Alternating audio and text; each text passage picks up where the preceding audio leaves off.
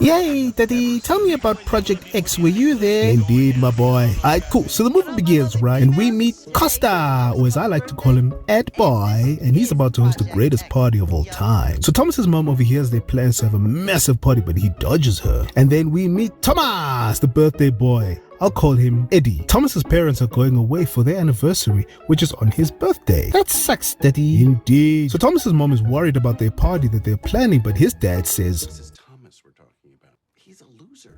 so Ed and Eddie drive to pick up their boy, JB, or as I like to call him, Double D. So they go to school where the 25-year-old teenagers are like, how dare you speak to me? So Costa's trying his best to convince Thomas to have a party at his house, but Thomas is worried that it's going to get out of control. Costa promises him. You really think your two best friends would ditch you if something went wrong? I'm fucking offended, man. But Thomas got more important things on his mind. Booty. So he finally agrees and sets the limit to 50 people, and Ed Boy immediately starts getting the word out while Thomas is more focused on the most important thing. Booty. Costa was a real G. He was telling everybody about the party. The energy was infectious. I want him running my presidential campaign. So they went to a store to get supplies where they met this baseball dude guy, and as it turns out, he was coming to their party. So Ed and Eddie went to go and buy weed from T-Rick, and Costa stole his Santa Claus gnome. Stealing is wrong, Daddy. Yeah, exactly. T-Rick was mad. He smashed their window and hung onto the front of the car while they got away. Oh, no. Boom. So Costa hires these two bouncers, and they legit and probably the only teenagers in the movie. We'll call them Johnny and Plank. So Costa goes around the neighborhood informing everybody about the party. He even memorizes Spanish so he can speak to the Spanish lady. So they spent the afternoon preparing for the party, then they pre-gamed. Did anybody come, Daddy? Womp womp. The party was a flop. Nobody came. It was so embarrassing. Double D even showed off his finest attire. But out of the blue, people started arriving. Lots of people. Girl people. This party is actually kinda lit. Double D couldn't believe it. He was staring at actual girls in the bouncy house. Guess what happens next? What's that, Daddy? Even more people came, and the Yorkies surfing while making baby. Double D finally gets the liquid courage to bounce with the ladies. The Yorkie is lit. He gets the munchies and he gets really high. Really high. Ha. I shouldn't be this high, kinda high. That's scary, Daddy. I know. I didn't know white people could do that to dogs. The party rages on while a bus full of lady people arrive. It was baseball guy dude. So Thomas goes inside the house to tell everyone to get out. But then Booty, number 2, distracts him. One of the neighbors got mad. He wanted the party shut down. So the guys calmly tased him. Boom! Punch to the face. Hey, my nigga, boo! So Ed Boy sent Johnny on a top secret mission to spy on the neighbor to see if he's gonna call the cops. Just before diving into the pool, and everybody jumps into the pool, but Costa reminds them of the rules. What rules, Daddy? Never mind. People are ziplining into the pool. Thomas was wondering how the gnome got into his parents' bedroom, but then he gets licked by Booty, number 2. Ew, Daddy. So this elderly gentleman from My Crazy Ex-Girlfriend comes through to prove to everybody that he's going through a midlife crisis. Johnny's spying on the neighbor while inside his house. Meanwhile, Thomas went upstairs with Booty,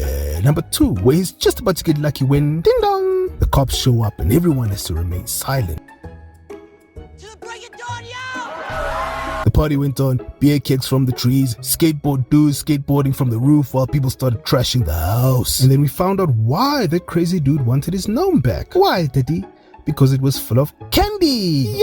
But this is adult candy. So everyone stops to sing happy birthday to Thomas. He felt like he was the king of the world. What a nice, wholesome party. Oh, no. For Satan himself has entered the party. This lunatic smashes eggs on this dude and got shoved into the oven. Costa got out of the oven and Satan himself went on the rampage, using his hide as a weapon of mass destruction.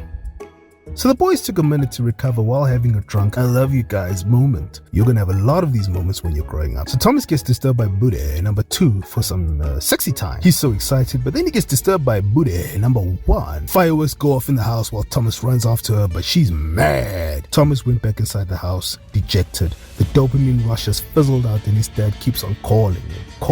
So he went on top of the roof to see the monster that he and his friends had created. They were on the news. Wow! So Thomas jumps off the roof into the bouncy house. That sounds dangerous, Daddy. I hope no one copied him. Double D jumps off the roof and landed hard. Did he die? No, he was fine. But the cops have arrived and this is where things get real bad. I thought things were already bad, Daddy. My child, this is only the beginning. The cops get attacked and they run away. Double D broke his finger, people were fighting, it's all over the news. And you won't believe what happens next. What happens next, Daddy? Someone drove Thomas's dad's first generation Mercedes CLS 500 into the pool. Who would do such a thing, Daddy? Satan the devil himself. Thomas is mad at Costa because this isn't fun anymore. Fire! What? There was a madman with a flamethrower burning everything. Who was that, Daddy? It was T-Rick.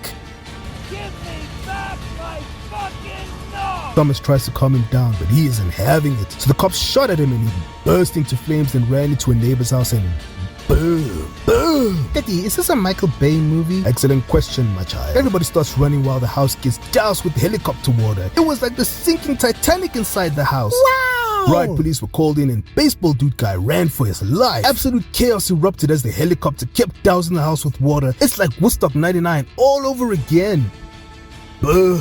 The neighbor's tree's on fire. He gets tackled by the HOA. Someone drives an E38 BMW 7 Series through a fence, taking people out. Whilst this dude hijacked the police horse and the cops finally shut down the party. Oh, wow! So the next day, Ed and Eddie are recovering from the most insane night they've ever had. Costa and Double D decide to go back to their perfect lives and their perfectly clean houses. Just like that, Daddy. That's what friends do, my child. You really think your two best friends would ditch you if something went wrong? I'm fucking offended, man. Thomas's house is completely destroyed, absolutely gutted, and his dad asks him if it was worth it, and Thomas says, Daddy, what if I had a party like that? This is Africa, my child. Over here, we... So he goes to school in his murdered out minivan and they complained about taking accountability. As they walk through the school, all dejected at how the party turned out. Surprise, surprise. All the other 25-year-old teenagers genuinely love them for who they are inside. It was so beautiful. Thomas was enjoying the moment until Buddha, number one, saps his joy. So he runs after her and tells her the standard BS that guys tell girls. I was in a bad place, but you make me want to be a better person. And he finally got the girl. The end. Stupid! It may have something, Eddie. Nothing ventured, nothing gained, you know. Just follow my smell, bucko! Let's go today! Crazy, man! Crazy! That's